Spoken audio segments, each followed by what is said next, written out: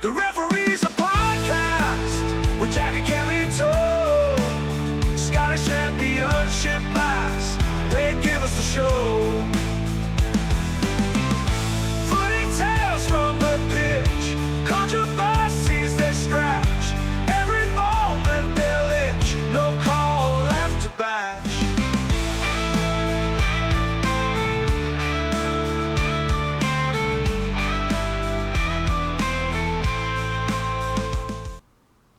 Here we go again. We're back. The Referee's a podcast. We had a week's break. Jack Curry, you were away. We're back. How you feeling? Oh, Cam, I feel good, feel refreshed. Are we allowed to call it our summer break? You know, considering we had a big sort of break as well in the middle, or is this just a wee kind of extended thing? But I'm buzzing to be back. It wasn't our summer break. I mean, it's your summer break. My summer break is in 2 weeks. So. Yeah, I forgot about that. We're going to have another week for let our listeners down. Yeah. But we'll just need to make up for it for just magnificent podcasting in the meantime, won't we? But yeah, well, we've got this week. We've got next week. Then it's just 1 week being missed, so it's no problem. We can probably do a similar shorts prediction thing, but we'll come on to that later. We've got some football to go over. It's been a big week in the Scottish Championship, as it is every week. Some surprising games, some less so. And we're going to unpack it all. We're going to have a wee look at it. There's some other changes outside of just the results this week as well. A few managers, obviously, we'll come on to as well. But I think probably the most prudent place to start this week, we had a Friday night game on the TV, Raith Rovers against Dunfermline. Did you manage to catch any of that one? I didn't watch it at the time because I was travelling, believe it or not, up to Elgin. So I was on the Friday night. So I only managed to see the highlights the very next day. Next day, but the highlights. Mm-hmm. But Raith Rovers 2, Dunfermline 0. You know, Lewis Stevenson, 2 minutes into the game, or a minute, whatever it was, getting a nosebleed almost up there. He was that far high up the pitch, almost like a striker in the box. It was an excellent finish. It was so early, I hadn't even got the game on yet. It was that way where I was like, okay, the game's pretty soon, I should probably get that sorted. Faffed around for 5-10 minutes, and I was like, I need to put the game on. If I put the game on yet, put it on. It's like, I've already missed a goal, Went obviously iPlayer, so I just went back and watched it. Yeah, I mean, fair play. He certainly doesn't do too many of those. So yeah, really starting the game off well. I mean, that, if nothing else, is mighty important in our league, isn't it? Getting that first goal, especially if you can get it early. I think when you're looking at like higher level football, sometimes that goal can be too early in a game. If you're talking about the upper echelons of the English Premier League and stuff, sometimes that goal doesn't really mean anything because it's so early on. But in the Championship, a goal is big at any time, so to get it so early on and knock the stuffing out of Dunfermline a little bit certainly gave Raith a good leg up to build on, and they didn't really look too much at a threat throughout, bits and pieces here and there for sure. The keeper was forced into some action, and there was a lot of shots and stuff from each side, but Raith looked to be fairly in control, didn't they? And then obviously they've capped it off later on in the game. Super sub Vaughan coming back to do it all over again. He's been really crucial for them over the years, so he's done it again, and securing the 3 points. Yeah, he did. I must say, I thought it was poor goalkeeping. Oh, it was. Yeah, it was horrendous. It was shocking that it went in at his near post there. I mean, I just couldn't believe it. I mean, it was good, fair play though. It's the kind of classic, if you don't shoot, you're never going to score. Yeah. So, fair play to him for having a go, but seemed such a dismal Dunfermline performance on the night. Just really feels like Raith Rovers just now have got one over. They're Fife rivals, and although Dunfermline still just sit, in the next place below Raith in the league, there looked to be just a bit of a difference there between the two sides on the night. I think when you look at Raith Rovers' team, you've said it, Cam, over and over and over again. They have a good squad. I think especially when you look at that team that started against Dunfermline Athletic, it's very well balanced. And I think the one thing I look at it, there's the there's the right amount of experience in Yeah, there this definitely. season for Wraith, with Hanlon, Stevenson, McMullen added in there as well. You can, Mhm. almost even chuck Easton in there as one of the experienced players, Brown. So, they must be hungry for success this season. I think Yeah, I definitely. read a stat, something that's like Wraith Mhm. Rovers is unbeaten running the league, Yeah, I think stretches back to something like 18 games. It's, I it's like way into the end of last season or something I mad. I have this thing in my head. Yeah, so I heard this as well. It's like 20 odd 30 games or something like that. But which makes me think that it could potentially be all the way back to when we beat them 4-0 at their place back last March. It could have I've been. not I mean, looked. I've not went to look. That seems an inordinate amount of time for them to have not lost a game. well, it's in the league, because remember they lost to Yes, of course. Kilbride, Yes, in didn't the they, in the league. cup? So Yeah, that's just in the league. yeah. But I mean, it's an absolutely outstanding achievement, It's and crazy. if they keep that up, they're going to be an absolute shoo-in for playoffs. Even if they keep it up for at least another couple of months, it's just going to propel them forward for such a positive season. Yeah, definitely. I mean, this could be the season for them. Obviously, we placed them quite highly last year in our sort of prediction for the entire season due to the season that they had the year before. Obviously, one game into the season, that was all upended when they sacked their manager and then didn't hire a replacement for, a good 9 or 10 weeks. What felt like anyway. So, I think we're maybe seeing this year potentially that season Wraith Rovers could have had last year, maybe should have had last year. And obviously they've had enough time to bed in with Barry Robson and get the players and everything sorted and his lads. And yeah, I mean, I think we're maybe seeing a bit of that now. Some of my comments finally paying off, and I'm pleased about that. Yeah, no, absolutely, Cam, There you go. absolutely. It's taking its time, but Wraith Rovers might sort of slowly but surely be realising that potential that you've always told us that they've got. So it's certainly their team to keep an eye on just now. I think they're never going to get an easy game against Wraith Rovers, and when it's a five derby like that, they're going to be up for it. And Mm-hmm. you've seen 6,500 there. I know, Tremendous mental. backing from both teams. It's just absolutely fantastic, isn't it? A league game, just a few games into the season, and we're getting that kind of level of crowd, coming out for the championship when it's on the telly. It's just absolutely phenomenal. I know.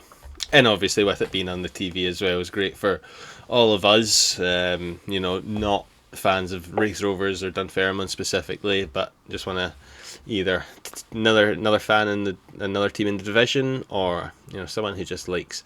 There's actually a few people in work that were saying, I do actually like to chuck on the championship game when it's on a Friday, because it's just it's usually a bit more exciting. And I was like, Yeah. yes, perfect. That's exactly what I, we're looking I for.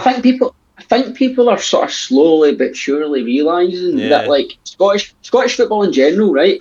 It's just so much more of a better watch than most of the top level stuff. Like genuinely, and I hope listeners like agree with me, but I would take watching Scottish football, Scottish Championship, over a Premier League game every day of the week. Like every day of the week, Cam. Like I'm watching our football over anything else, because I find the tempo's there, the passion's there, tackles are there. Like most Aye, of the time, definitely. teams just go for it. Whereas you watch like this, upper, top level of football now, and it's just everybody's feared to make a mistake. And Yeah. it just is so dull all of the time. So I find it really refreshing watching our game. I don't know what you think about that. It certainly has its moments, and I do agree with you overall. Like, I don't watch too much other football. Um, I'm just not that bothered, but obviously with the championship, super bothered. My team's there. Everything that happens in the championship is, crucial to every other team essentially. So, no, I like to be able to catch up with it and watch the games extra when I can. So yeah, no, and I'm glad as well this year. I think they increased it from two home games shown on TV. For every club, to 3 home games shown on TV for every club. So we're getting an increase of another 50% of games again this year. So keep that coming. I want us to get to the point where there's a championship game on the TV every single Friday. That would be great. I don't see why we I think can't. that would be great. Yeah, If the because I do slot's feel as there though half the time, then the slot can be there all the time, surely. I don't know what they put yeah, on at that time on a Friday night. It's not going to be as good, though. No, I mean, surely I think the only thing that stops that is the funding aspect of it, because as you said, the slot's still going to be there. It's the thing that must draw most people to the BBC Scotland channel. It almost has to be at In this my stage. experience, that's certainly the case. It's all I watch on BBC Scotland. But I bet I'm Yeah, not the only person that's like that. yeah. So no, I'm absolutely with you on that. Whether we get to that stage or not is a different thing. I think all the But clubs could use that extra money as well, like, not that I'm sure they get a very massive chunk of change from a Friday night game on BBC Scotland. Obviously they'll get something, but even just a little bit extra for every team, it would go a long way. yeah, oh no, it definitely would. I mean, as I said, I'm not 100% sure how much money the teams get. I mean, No I think idea. Yeah, no idea. when I think the perfect situation for a Friday night game is on Friday there, when a team like Wraith are getting 6,500 in, Yeah. and then they get the bonus of the telly money. Mm-hmm. I think that's where it comes to, you get the benefit of both. Obviously, teams will always be feared that the TV will bring down their numbers, so it's kind of one of those situations. If your fans still turn Yeah. up, then it can only be a benefit. If it draws some people away, you'll feel the pain on that. But definitely, I think everybody's more supportive of more games on the telly. But yeah, moving on, Cam, from Friday night, Yeah. one week, we've got your side to talk about. Oh, Away yeah. to who were managerless, I'm right in saying, at the time. At the time. Yeah, at the time. But they now have a new appointment, which we'll talk about just after your reflection on the game. Yeah, that makes Finished sense. 1-1. Ewan Henderson opening the scoring for Airdrie just after half time. Yeah. And it took you till 10 minutes to go just Yeah. to get the equaliser. Why don't you give us a wee run through? Obviously the second half seemed to be where it all happened.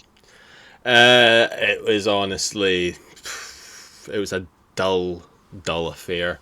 I'm thinking on the first half.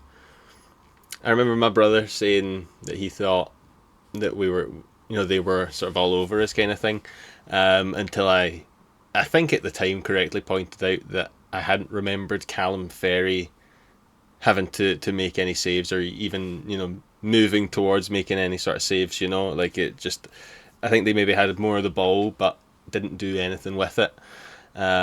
We still didn't really do an awful lot. Forced a couple of saves out of the keeper. It looked a little bit more dangerous in the first half, but like you say, the meat of it was in the second half. If you can even go so far as to describing it as there being meat there, a wonderful free kick. Ewan Henderson done it a few times. I'm sure he'll continue to do it. Absolute cracker of a free kick. There was no saving it. It wasn't like the one from the Arbroath game where Callum Ferry maybe sort of sidesteps the wrong way and then cut. He just wasn't getting there. There was no keeper that would have got that. So fair play, Ewan Henderson, cracking free kick. And then our goal was just just a sheer piece of wonder and brilliance from Tyrese McDonald. He came onto the pitch late on, him and T-Mam Scott, and changed the game around for us. I think I spoke to you about it at the time, but we started the game with Henry Fieldson as like a sort of left winger again, which is what we done against Arbroath, and he looked sort of out of his depth that far forward. A big fan of Fieldson in general. I think you've probably seen him a few times. I think you share some of the sentiments that, good left back, and it wasn't signed to be that position, but does it actually really well. But I think he, unlike Stevenson, struggles when he gets that far forward, and lacks that sort of killer instinct that you sort of need to drive the ball forward in that final third when it's you coming up against two or three defenders. So T-Mam Scott and Tyrese McDonald come on late and change the game around, and Tyrese, absolutely wonder goal. On the left hand side, gets the ball, cuts in, right foot, far side. It was like a mirror image of like the Dom Thomas goals that he sort of scored for fun, cutting in on his strong foot and then blasting it far side. So I think in all, it was a fair game, one each. No team really deserved to win, just due to the fact that no team was really that good in attack. So 1-1, I think, is a fair assessment, and I don't think anyone can be complaining too much, really. Sounds like a point was fair balance of play there. And after 3 games, yourself and Airdrie, 2 draws, a defeat. Sitting there on 2 points. So obviously, you're kind of sort of neck and neck, just sort of battling it out, still searching for that first win. Yeah. At this point so far in the season. Do you feel as though that's around the corner for yourselves and Airdrie? And obviously, maybe now it's the right time to bring up Airdrie's new managerial appointment, Yeah. which of course is ex-Clyde's, ex-St Mirren manager Danny Lennon. Yeah. What's your opinion on that? Obviously he's been about. I think did he won a few cups or something, didn't he? Won with St Mirren many a moon won ago. the 2013 League Cup with St Mirren. 2013, right? Okay. So maybe a bit longer ago, but he's still got that experience. He's done a few clubs throughout Scotland, and he brings a wealth of experience to the role. Something that you could have potentially said Rhys McCabe didn't have, obviously, at the start of his sort of managerial career. So I think they'll be seeing something quite different behind the scenes at Airdrie now compared to what they have over the last few years with McCabe at the helm. So first off, I can't remember how much we talked about it at the time, but Rhys McCabe, what was that about? I think maybe we spoke about it at the time, family, he's got a young family and stuff, but he must have known that he had a young family coming. Yeah, I think to leave two games into the season, it just seems... It's worth bringing up again because it's just the timing of it was very odd. The other point is we were saying that he's done it so that he can take the Ross County job when they sack Cowie, and obviously they have gone and done that now. Yeah, I mean, obviously now Ross County have got John Robertson in temporary charge, so I'm not too sure whether he's like one of these short-term temporary replacements, or whether they're thinking we're going to take a few months and analyse the club and really galvanise things. So I don't know. I think they want to be pushing on. They want to turn this around very quickly and be winning. I can't remember what it was. The game that Ross County was on the TV. Was it the one each against? Was it Arbroath? They lost to St Johnstone 1-0. Oh, it was to St Johnstone. Sorry, yeah. But the chairman came on an interview at half time, and he was saying that obviously they've spent a lot of money and they've built the team to go back up, and he actually thinks that the team that they've got now is better than the team that they had last year. So for the chairman to be coming out and saying that, they'll be looking to get someone permanent quite quickly who can steer the ship and get them going the right way, because if they wait too long, like Wraith Rovers done last year, they're not catching St Johnstone. That's that. They just have to wave goodbye to that. Exactly, and as we kind of covered at so many points last season, that's just what derailed, Wraith Rovers this season, and if they'd actually made the right decision and what is proven to be now, and brought Barry Robson in earlier, they certainly would have been up there, and finishing in the playoff spots, 100%. So it's one of those ones where obviously that does sort of taking that a wee bit off topic. We'll bring it back towards Airdrie, I suppose, with. I mean, it's only going to help them. Same thing with what I'm sort of getting at with Ross County. I think that it's nice that they've got someone in quickly and able to, not let the team languish and suffer and struggle for 3, 4, 5 weeks. They've got someone in quickly to do the job. Whether he's the right man for the job, only time will tell. But they've got someone there to send them in the right direction. I suppose the question then is having this guy in charge better than having Rhys McCabe in charge? That's a question I couldn't possibly answer for you. I don't know. I think it will take this guy. I don't imagine him playing the same sort of football as Rhys McCabe and things like that. So I think we'll have a few weeks of Airdrie trying to work out a new system and a new style and how they're going to be tackling it. In terms of us, I believe sometime a few minutes ago you asked me what I thought of our start and how we're going. I don't know. I think we're in for another tough season. I don't know if it's just the case that it's the same with Sean Crichton and he's struggling to get the boys playing the football that he wants them to, but we had a long pre-season, extra friendlies, we've got all our business done early, and they still seem to be struggling to get his style of football down. It's just sort of what I get from the interviews that I see from him. So I would sort of hope that he would have been able to get them at that point by now. So fingers crossed, yes, the first 3 points is round the corner, but from what I've seen so far, at least defensively speaking, it's going to be a problem for us to hold on to a lead as the season goes on, unless like Ewan Murray, he's come in, he's been made captain, and fair play, maybe that is suited to him, but I feel like he's been a bit shaky at times so far. So I don't know. A few mistakes from Charlie Fox. There's been a couple of mistakes here and there from Callum Ferry. Everyone's been culpable from them, but they've all been quite costly. So if we can work on that, then we'll do okay. But yeah, I think overall we're gonna have a tough one. Yeah, I think it's been a difficult start, obviously, for yourselves, and you just haven't quite hit the ground running in the cup or in the league yet. So yeah, and obviously turmoil behind the scenes. I think last time we spoke, the chairman had left, but now there's I think 3 other board members who have also left their post as well, and yeah, there's stuff happening behind the scenes at Queen's Park that we may or may not hear about in the near future, but it's not looking ideal. So as long as we can get a few wins here and there, then the field problems won't feel quite so severe. But we'll get there. Yeah, absolutely, Cam. Absolutely, you as well. And moving on, Cam. So yes.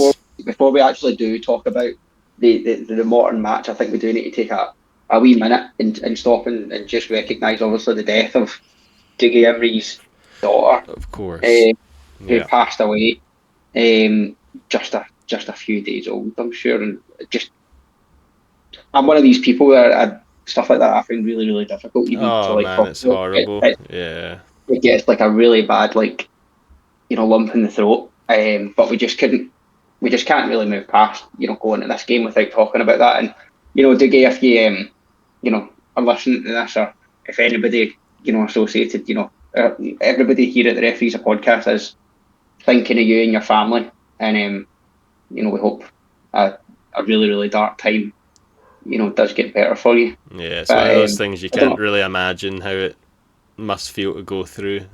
So yeah, thoughts go out to them, and just genuinely hoping that they can find a way to work through it, because I can't imagine how a person can sort of deal with all that sort of stuff. So yeah, we'll be seeing them back kicking about sometime soon, but until then, just do your best and keep keeping on.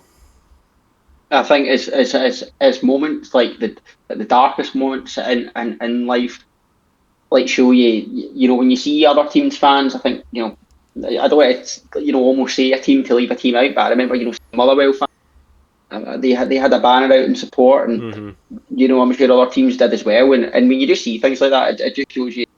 I think football fans and are human beings. That's it. And as much as we all care and we have our passions and we have our rivalries, there's life's a wee bit bigger than that. So yeah, I just you're thought right. I like when you see that, fans, different sides of the divide all coming together to show just a wee bit of compassion for another person and in the football world, and going through a tough time. So no, it's great to see that, and you like to see people stand up beyond any sort of hatred and rivalry to just show a little bit of compassion to someone who needs it. So no, definitely, it's a good point, well brought up there, Jack. Yeah, no, definitely, but don't even know how we do, but I suppose we do need to now talk about the football. Yeah, well, I mean, they had a reasonable result there, didn't they, Martin?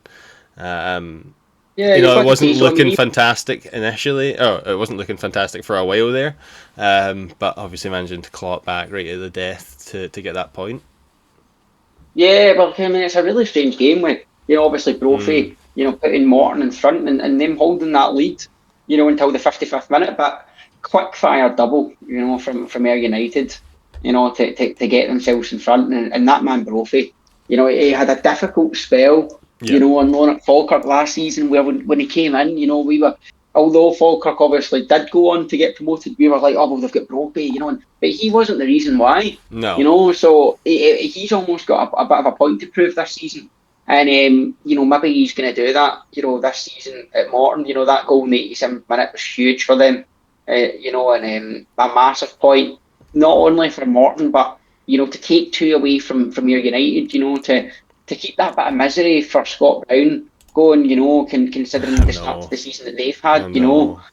It's been really, really poor from Ayr. When you look at the bottom half of the table, Cam, and you've got Ayr in there, Ross County in there. Morton are just doing what Morton do. Yeah. 3 points from 3 games, 3 draws. They're in sixth. That's where Morton belongs, so that's fine. But you look at everybody else and you think, Ayr are surely going to get better. We'll get on to County again about sacking the manager, but they can only get better. So it's one of those ones where it's early, but Ayr United, it's just not been a good start, has it? No, definitely not. And obviously we spoke highly about their transfer business and the players that they've managed to bring in, whether or not we still like the players that we once liked that they've managed to sign. It's not working, whatever they're doing at the moment. It felt like at times last year Ayr were struggling to work out what their best team was and their best formation and style of play, and it felt like as the season sort of neared towards the end that they started to work it out, didn't they? Started to crack it, and they were getting the wins and they were getting scoring lots of goals and stuff, but they've sort of almost went backwards again over the summer, where I don't know if maybe the changes that they've made to the team have maybe inherently made it less stable and not working the way that they managed to finally tune it towards the end of last season. So I don't know. Yeah, I would definitely expect them to do a lot better so far. Because you look at their team and there's not too many weak links in it, except you'd probably point out the keeper, obviously. But even the players that, for me, right, where just now, it's like, I've said this for long about Scott Brown, right? I just still don't ever think he can work out what his best team is. Uh-huh. I think every week he chops and changes. They were awful at Firhill, right, in the League Cup game. So I do get why he would make changes to that team. But it just feels as though every game he chops and changes in and out and, change formation here and do something different. And you just think, how's his players meant to know what to do if he doesn't even really give off the vibe of knowing what he's doing, And you look at the bench, right? Guys like Dom Thomas, Stuart Bannigan, Jeff Bonner, they didn't even come on. They only made 2 substitutions in that game. They've only brought in Jack Hasty and Dylan Watrett. Not having Watrett on from the start to begin with, crazy. But when you're struggling against Morton. Yes, it's at the Capello, and as we point out, the Capello's a tough place to go. They always make it a really hard game, and they have obviously done that again for Ayr. But to be struggling in that capacity and not trying to change it up a little bit more, again, strikes to me as someone who's not really sure what the right move is. He knows he wants to change something, but he's maybe worried, if I do that, that'll maybe make us weaker there. And I think you're right. He just can't seem to get himself settled on anything. No, it really, really can't. It's so strange.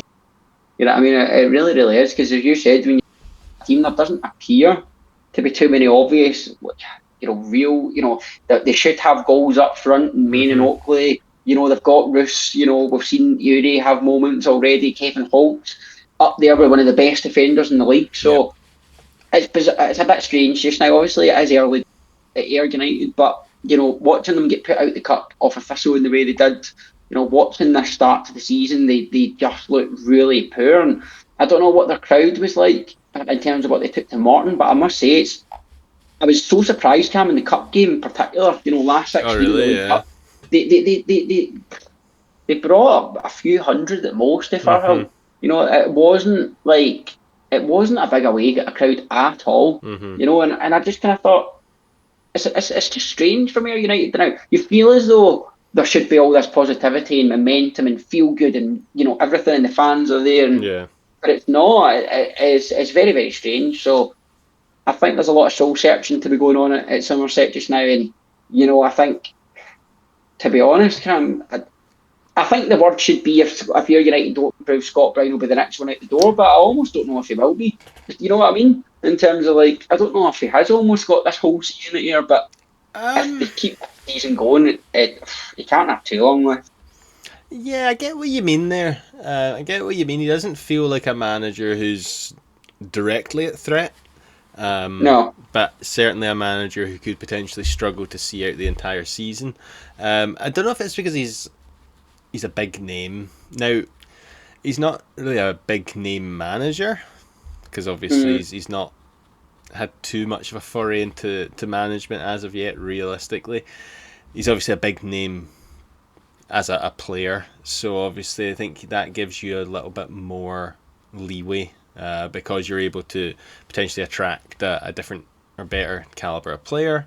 So I think he gets a little bit of the extra benefit of the doubt. But yeah, if the season continues going on like it is, yeah, I don't see him making it. Especially with Ayr United, obviously they've built the new stand and everything. They're trying to increase their crowds. They're trying to increase their support, and especially the fans who follow them on the road, like you've mentioned. So no, I think there's something not quite working, and they're going to have to get it sorted out at some point or another, aren't they? Yeah, I think so. Because you said that money's been spent. The money's been spent in the infrastructure. Mm-hmm. Brown won't come cheap. He's clearly been backed in the transfer market. So it's a ticking time bomb just now for me at Ayr United. But I just get the impression that Scott Brown's quite comfortable in the position, and he doesn't really have anything to fear. So yeah, I find that it's a strange one for me. But I could be totally missing the mark here, and they could lose next week and he could be gone. So time will tell. Funny old life of football.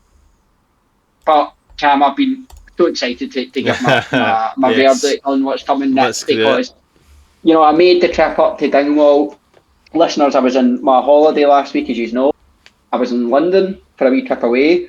I went Cam from London on the Thursday up to Elgin, up to Dingwall, back down to Glasgow again, and then obviously back down to where I am here in the north of England. So certainly was a bit of a journey to get there, but my God, was it worth it? It was a fantastic Thistle performance from start to finish. One of the best away performances I've seen Thistle put in. Full stop. Aye. We were phenomenal. Oh, brilliant. And that's not me even just saying that at the time. That's still thinking back. I didn't actually realise that the first goal that we scored was only after 28 minutes, because at the time I turned round and says to the person next to me, I said, we literally should be 3 up here. I don't know how we've not scored. And then at that moment, Ben Stanley just lets rip with a 30-yard screamer. Yeah. It was unbelievable. And what I would say though is Ross County did hit the bar in the 5th minute or something. But when I say that's all they did, That's it. Genuinely, that is all they did in the first half. Like nothing. So we missed chances and got into their box numerous times, and just if we were a bit more clinical, we would have been more than 1 up at half time. But as good as the first goal was for a moment of brilliance, the second one was equally as spectacular for team play. Right. Okay. One man that quite rightfully has came under so much criticism, and I will get on to why, is Aidan Fitzpatrick in recent weeks. But he picked up the ball out wide and played this lovely reverse pass to slip Tony Watt through, basically with the last defender. And Chalmers was free at the back post, all the space in the world, right? Yeah. And Tony Watt, and I could see it because it was at our end attacking, just showed that bit of class and experience that he'd got, because he looked up and he seen Chalmers and he just waited and waited and waited until he was at the right angle, so that when he was passing it, he was just cutting it across. Yeah. And literally all Chalmers had to do was just stroke the ball into the net, and it was glorious. Then in classic Thistle kind of fashion, they score. You're just thinking, we've worked so hard, we've missed so many chances. We should be 4-0 up by now. Yeah. They've scored. Then they hit the post. And you're just it's 2-1. We've seen this before at Dingwall. But when I say that spell, that was no more than a few minutes for County, and we were just back, just controlling everything again. You know, it was phenomenal. And 90th minute, Stevie Wallace running down the right wing, crosses it in, and Eva Cotty, I'm sure it was hands, were just so far out. It was just hands. It was just a penalty. That was You know, it was one of those ones that just was. And I think Stevie Wallace scored, and I think this will equal now the amount of penalties we got for the entirety of last season after just 3 league games this season.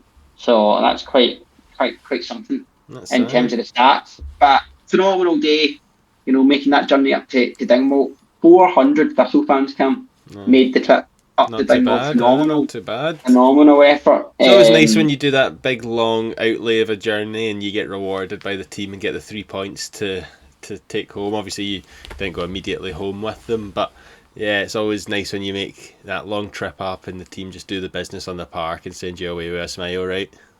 Absolutely, mate. There's no better feeling. That's you know what I mean? When you're standing there with all your pals, singing all the songs, you know, dancing about. It's just, there's no better feeling in life, you know, when you're there watching your team put on such a good performance. So, it was just absolutely brilliant. You know, I did hear, and I felt really, really sorry for one of my good friends, Reese's, who was on one of the supporters buses, and they broke down. Oh, so no. they did on the way back to Glasgow, and I think Nightmare. it was something like, you know, midnight, 1 in the morning by the time they actually rolled back into Glasgow. So it was very unfortunate for a couple of the Thistle fans who were on one of the supporter buses. No, you really, really don't. But I'll give out a big shout out to one of our long-term viewers / subscribers, is Mr. James Deason, who had a very good conversation with you, James, at I almost said Firhill, at Dingwall on Saturday. We were talking all things podcast, and he is a true champion of the Referees of Podcast community. He loves listening to us yapping on, he was saying. So big shout out to you, James. There has to be one, you know, there has to be one. You know, we've got fan. We'll take that. We've got fan.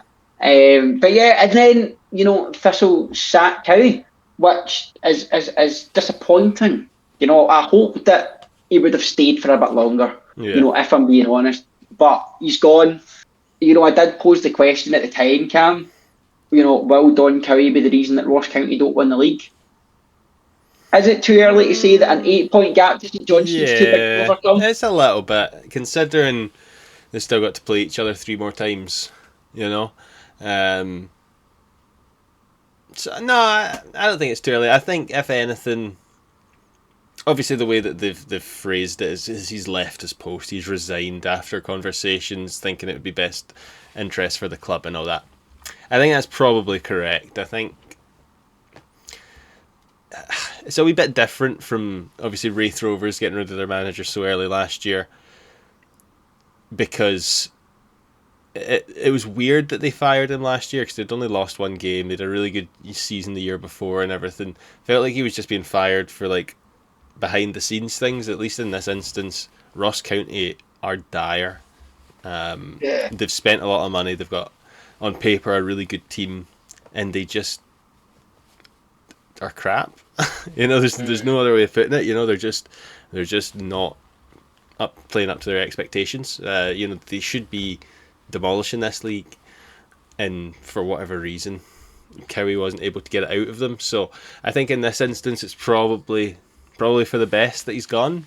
I was maybe a little bit surprised, like you, that it was quite so early, but like I say, the amount of money that's been put into the club, with the chairman thinking, you know, this team's better than last year, I don't think they can waste time to wait and see, because by that point St Johnstone will be too far ahead. As it stands right now, they're not too far ahead, but you know, another month down the line, another 2 months down the line, could very well be.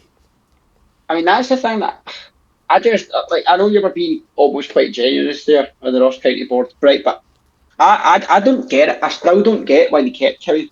Like I physically do not understand it. Definitely. Right? They should have got rid of him from the first instance. Yes. Yeah, like she should have been gone so far in the summer, right? I know. Like, it's almost mental that I predicted Ross County to finish first with Cowie in charge. I don't know what I was thinking. Like, I don't know if I was just thinking that he'll get sacked and they'll still have a chance. Because, like, as you said, it is too early. I thought I'd just throw that out there as a bit of a daft question. Of course, it's too early. We're 3 games in. You know, St Johnstone, you know, there's no chance. They might not even win the league, Christ. But the thing is about that Ross County question that was staffed is they're 8 points off the top after 3 games. That's mad. That is For Ross absolutely County. outrageous. That was more the point, really. Yeah. That is outrageous that Ross County are 8 points off the top after 3 games, considering they've played at Airdrie, St Johnstone, and Partick Thistle, and 2 of them were at home. Aye. And then not to mention their League Cup form as well. 5 points out of their League Cup group games. I mean, we've beat them twice. We beat them 3-1 twice at Dingwall this season alone. I mean, it's crazy. It's absolutely crazy. I mean, or was it 3-0, 3-1, whatever it was in the League Cup? I think it was 3-1 both times. Was it 3-1? Yeah, I think it was. 3-1 both times. That's what I thought. I just doubted myself there for a second. But, aye. Crazy stuff, Cam. So he's gone. John Robertson in temporary charge. You've already thrown the name Rhys McCabe out there. Yeah. I take your Rhys McCabe. I raise you one Sir Derek Adams. Oh, okay. What did we make? What did we make? Right. So I'm sure you're well aware, everybody listening can, but I'm just going to read out in order Derek Adams' managerial history. Right? Okay. Ross County, Plymouth, Morecambe, Bradford, Morecambe, Ross County, Morecambe. Yeah. Ross County. So he's had 3 stints at Morecambe. Did he not just get let go as well? He's just been let go. He's just been let go, yeah. He's just been let go. He's had 3 stints at Morecambe, 3 stints at County. But do you remember that last spell at County? Yeah. Where he came up, it was hilarious. Where he called it? He said football shocking. Yeah, and said that Morecambe were miles better than them. Yeah, he said the quality was really bad, and they wouldn't be able to compete even a little bit with his team down that he left. That you're like, oh my god. Yeah, that was a weird one. Aye, no. Yeah. My only thing with Rhys McCabe is, I mean, maybe he has quit for the reasons that he said. He's got a young family, wants to spend time with them. But I think we touched on it. He's not a type of person who's going to have been on crazy money at any point in his career, really. No. It's not like he's going to have this massive nest egg that he can just, I'm not going to work. I'll take some time off, He needs to work. I don't think he can stay out of work. It's not like he could just say, I'll just take the rest of the season off. I think financially he'll have to be back in work before the end of this season. Probably genuinely the sort of sooner the better. So just out of, it's obviously there's 2 managers. We prophesised that McCabe was going to go before Cowie left. Then obviously McInnes kicking about. I don't know. We'll see. I think we'll see someone in quickly though. You say McInnes kicking about?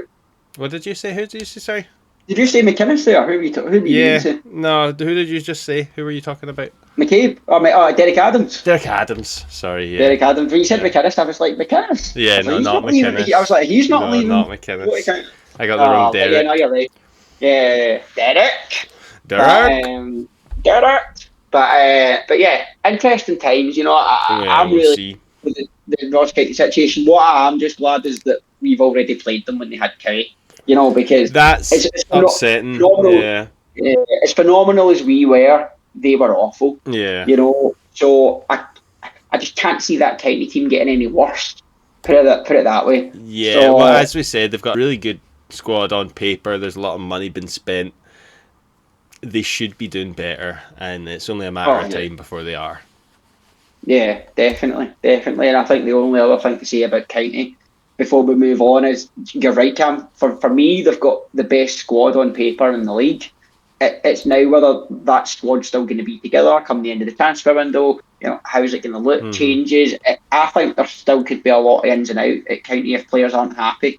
So it'll be a watch this space, and if they get a new manager in the next few days, or if not, if it's going to be Robertson for the next wee while, it's just a bit of a mess. So it'll be interesting to see what's going to happen. But let's quickly move on, Cam. Yeah. One place where there's just no mess. Yeah. It's all rosy. It's all green. They've had the perfect League Cup. They've had the perfect start to the league season. St Johnstone. Yeah. What can you say apart from just absolutely unbelievable?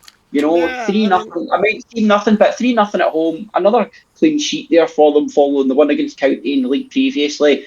Excellent time to be a St Johnstone fan. That's it. I mean, I think they're going to be the team this year that's going to get quite a lot of. Well, what else do we say about St Johnstone? They've done the business as expected. Dispatched Arbroath 3-0 on the day. You weren't expecting anything different as the general result. You're expecting St Johnstone at home to newly promoted Arbroath, that they were going to win fairly comfortably, whatever way you were going about it. And they've just gone out and done that. So far this season, they've just been the team that's done as expected. And surprised us a little bit, hadn't they? They thought maybe they'd struggle a little bit, but actually seeing them play, you can see that they're a football team. Whether they have the best players or not, they certainly play as a team the best. They surprised me, but I kind of almost feel like a bit of an idiot, when I think back. Me too. Because when you think of like Valaraki, he was good when he came in. So why would he not be good in the Championship? That's kind of my now thinking when I look back. But when you look at the St Johnstone team, there was just so much quality there when you actually look at it. And even somebody like the young boy Mackenzie Kirk there, I could see on the bench. I really rate him, and he didn't even bench. So there's a lot of talent in that team. And he's even just revitalised. We spoke about guys like Josh McPake. Yeah. When he was at Stirling Albion, Jamie Gullen's firing. He's got Stevie Mallon fit, scoring goals. So it's a very scary prospect the way Valaraki's got St Johnstone playing just now, and they're in pole position just now. It's all about whether they keep up. I know. I don't think we've got to. Well, not us specifically, but the league in general doesn't have anything to worry about in regards to St Johnstone's form dropping away. I think they'll have a few blips throughout the season, but on the whole it's going to be not that they're going to clearly streak away to victory, but I think they're going to be right in amongst it the entire way, pushing ahead, and then obviously eventually winning that league title, unless Ross County can turn it around rapid style. As I mentioned, they still need to play each other 3 more times, so that's 8 points, so it's 9 points, but that's the 8 point gap gone there if Ross County managed to win all 3 of those games, for instance. So it's certainly not done and dusted 3 games into the season, as you'd imagine. But St Johnstone are making their case for it at the moment, and they're making a strong case. Oh, they absolutely are. They absolutely are making a strong case, because they're fantastic. They really, really are. And, they're the team that's taking full advantage of it. So, yeah, no, absolutely. Absolutely, Cam. So I think there's only one thing to do, 2 things to do. Let's give a wee preview for this Saturday's games. That's no Friday game, as we've kind of almost maybe alluded to with our conversation at the start of the podcast, and then we'll round off with the predictions. So Arbroath against Airdrie, Cam. Seems like this would be, start of the season, the traditional, maybe bottom 2 or bottom 2 out of the bottom 3, maybe fighting it off against each other. How much home advantage do you think is going to play in Arbroath's favour here? So I think for this one, for me, it's whether home advantage is going to be bigger than the new manager bounce.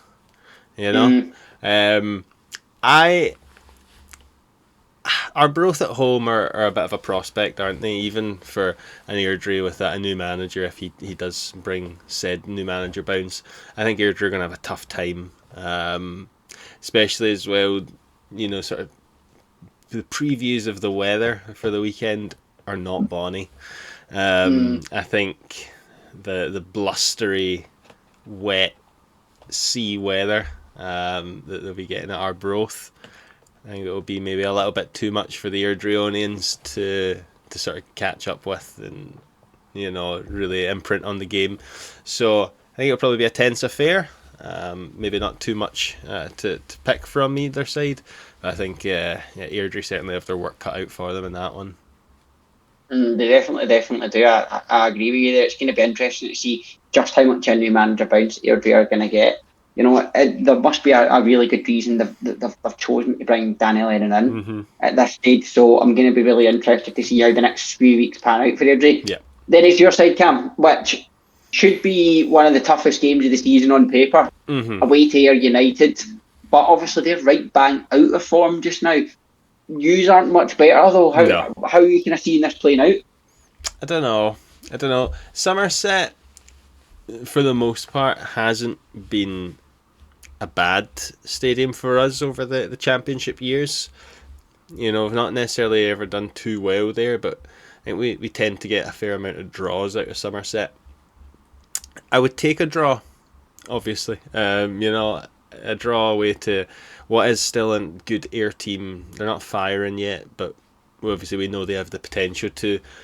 And I've found, I think you've probably seen it as well in recent years gone by, Queen's Park seemed to be the form buster team, but in the bad way. You know, teams can be playing, you know, abhorrent for weeks and weeks, and then they play Queen's Park and they win, you know, 4-0 or something like that, you know. So I certainly hope that's not the case, and I certainly hope a certain ex-Queen's Park player doesn't start the game and play really well, considering he's been one of their worst players so far this year. I don't know, I just have this horrible feeling in my gut that it's going to go all of that way. But I'll certainly be there and shouting and, you know, ferocious support for the boys. And obviously I like that we get just part of the stand as Queen's Park fans, like the bit with that little outside stand bit, you know, there's the wee tiny little mini terrace. So I'll be down in the mini terrace shouting on. I have my fingers crossed, but yeah, I just have that horrible feeling with it. You know, as I said, on paper, should be a difficult afternoon, but we're United, you know, you just never know. So it's interesting to see, and we can get your sort of report camp on that in next week's episode, and arguably on to the game of the week if it's not happening down at Firhill. Dunfermline hosting Ross County. You know, as you spoke about new manager bounce for Airdrie, obviously Ross County have got rid of Cowie, they've got a caretaker. You have that same kind of opinion with a caretaker, that is there a caretaker bounce, if that's even a thing? I don't think so. You couldn't rule it out. Certainly with a person of, you know, John Robertson's calibre, you know, I think there's certainly an aspect of it there. But no, I think you want to be, you know, someone with new ideas coming in and taking the helms and breathing life into the players. John Robertson might be able to do that. You know, time will only tell, and obviously if he does do a good job, there's, you know, no reason to say that he doesn't potentially get the job permanently moving forward. I think it will be an interesting game to watch. You know, two teams still trying to find their footing and still trying to, you know, work out how to get the points on the board. You know, obviously Dunfermline, the home team, similar sort of situation. To Ayr in a way, you know, they've spent a lot of money, you know, big name manager someone who actually is a big name manager in terms of had a lot of success as a manager in Neil Lennon. So there always just seems to be just something missing from Dunfermline, doesn't it? I can't quite put my finger on what it is. You know, they have all the fans, they seem to have money and buy players and upgrade their squad, and they have, you know, good manager, presumably on a lot of money, and they just can't quite seem to work out how to turn all that into any form of I was going to say dominance, but even just winning football games regularly. I don't know what's going on, and I can't work out for the life of me what's going to happen in that game. Yeah, well, that's the thing with Dunfermline, they're obviously season quite well. You know, I think the first two games it was 0-0, and then there was a 2-0 win at home against Airdrie, and obviously, you know, defeating a derby like that on the Friday night, you know, sinks a wee bit harder. Yeah. So it does. But, you know, I think with Dunfermline, if they beat Ross County in this game, you have to say it's a very, very, very positive. I think the one issue, and this is where I completely agree with what you say, because I feel the exact same way you do, about there is something missing with Dunfermline. What that something is a goal scorer. You know, somebody that's going to just turn up and even score 10, 12, 15 goals a season. That person should be Connor Young. Yeah. You know, like we've seen his form before he joined. You know, there are other options, you know, in there as well for Dunfermline, and they just can't seem to find that one, you know, reliable goal scorer who is going to, as I said, get them double figures. Yeah. You know, even when it comes in, you know, Chris Kane. You know, they had him last season, and he might have got close to be fair to double figures, but never really the type of striker that I think he that was the world injured like. for quite a long time, and I think he's maybe just back from injury as well, Sam Kane. So yeah, I think he could potentially be that player. You're right, they need that. They need someone who can just score some goals. But yeah, they've not found it yet. You know, they need No, to keep trying and keep looking. But yeah, if they can find that, you're right. They have a much better go. And yeah, they've not had a bad start by any means, but they've just definitely not looked convincing. no, definitely agree with you on that. And from one five side to the next, Hmm. Wraith Rovers travelling to take on Thistle at Farhow. It's a mouthwatering prospect, Cam. You know, Wraith Rovers in excellent form as we talk about this long Hmm. unbeaten run. Yeah. But you know, is Farhow the place where it could all come to a crashing end? It is usually, to be fair. You know, you guys do have a strong record for Hill. Wraith Rovers, obviously, like you say, on fantastic spell and run of form. Doing well. They've got a really good team. I don't know if you've ever heard that. So I know it'll be a tough game, and it will actually be a really good watch. I think two teams, you know, doing well and you know, really going for it. So, fingers crossed that will be you know, potentially the one to watch. I think that one will be more so than the one you highlighted as the Dunfermline Ross County game. I think we'll get a better display at Firhill on Saturday. So yeah, Yeah, no, but I just didn't want to be too biased because sometimes I feel as though there's this stuff, there's that. So I like try when and you show my said balance. Partick Thistle were going to finish second this year. Still, I still don't think that's a I ridiculous thing. know, I No, know. not under Mark Wilson ball. The There only you thing that's go. ridiculous is we'll finish second to St Johnstone and not tidy. So we'll wait and see that. But Right. talking about St Johnstone, Yes. they're back at McDermott Park this weekend. Another home game for them. They feel as though they've had a lot of home games. Yeah, they But you know, have. whether that's just because they played Motherwell at home in the cup as well, not sure. But Aye, they've played us probably. at home. Aye. You know, they played at home last week, home this week. Obviously, they did have the county away game, so you know they're maybe due a couple of aways in a row. But you know the way they're playing, you know Morton with their 3 points from 3 games. I think this is where Morton don't draw. I think this is where probably St Hmm. Johnstone do continue on their running streak.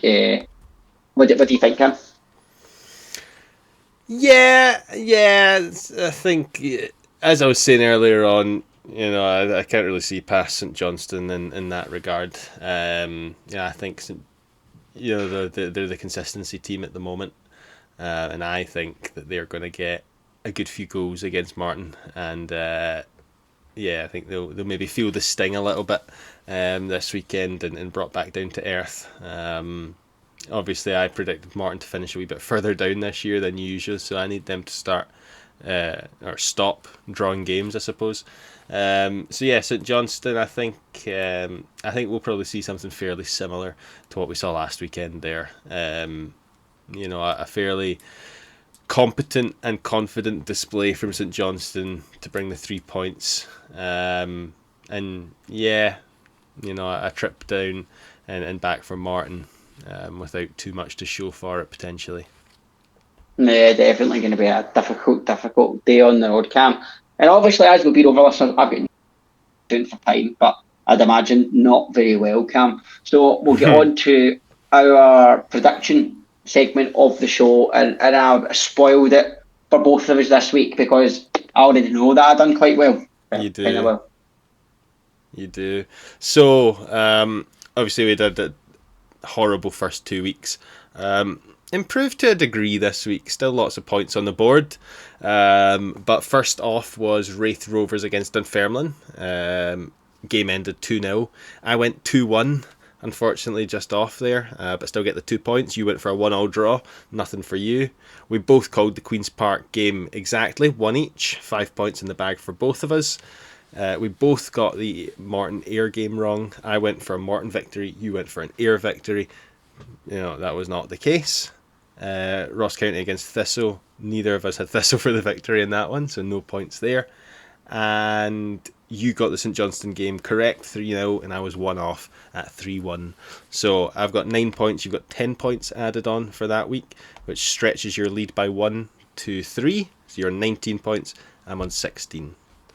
Still very, very close though. Still Right close. at Still this close. early part of the season. And I've got no clue. I think from now on we're going to need to write it down somewhere. Well, so I because have our system's taken gone. care of this. I've taken care of this. I've put at the top of each week who's supposed to be doing it that week. Technically, last week was supposed to be me, and it was me, but obviously it didn't work out. But it is still you this week because it's typed out and typefaced that it's you this week. So So I'll kick off with our broth against Deirdre. I don't think that there's going to be a huge match instantly. I think Deirdre might struggle for a wee while here because I don't know how Danny Lennon's going to play football, but you can't imagine it's going to be as, if the right word is progressive, as Reece McCabe. So there could be a bit of transition time here for Deirdre. For that reason, I'm going to give her both the win. Yep. I'm going to go 2-1. Oh, I was going to go 2-1 as well. And you know what? I still will. I was going to say last week it paid off, going for the same Airdrie game. So that was of course, the Airdrie game. Yeah, so the Airdrie game, we're both going 2-1 to our broth there, no problemo. Next up, Ayr against Queen's Park. What are you thinking? So I'm only going for this because I had when you said it out loud, I thought, well, that's it. I need to go for it. Ayr United 4, Queen's Park 0, because you said that you would hate to see that happen. Well, that's just rude then. Well, I'm going to go not fully the opposite, but I'm going to go with a it's not really a fuck you, but I'm going to go 2-1 Queen's Park. 2-1 Queen's Park, eh? Is that when you just baited you into that there? So that's yeah, actually, a little bit. But, but anyway, it's what it is. you might get the last laugh. So I hope I do. I would love that. Yeah, exactly. More so for your pay rather than the points on the board. At the end of the day, I couldn't care a fuck about the points as long as exactly. The game, so exactly. Right, Dunfermline Ross County, your biggest game of the weekend. I think this is a tough one. It is. To call because I just don't know how it's going to go.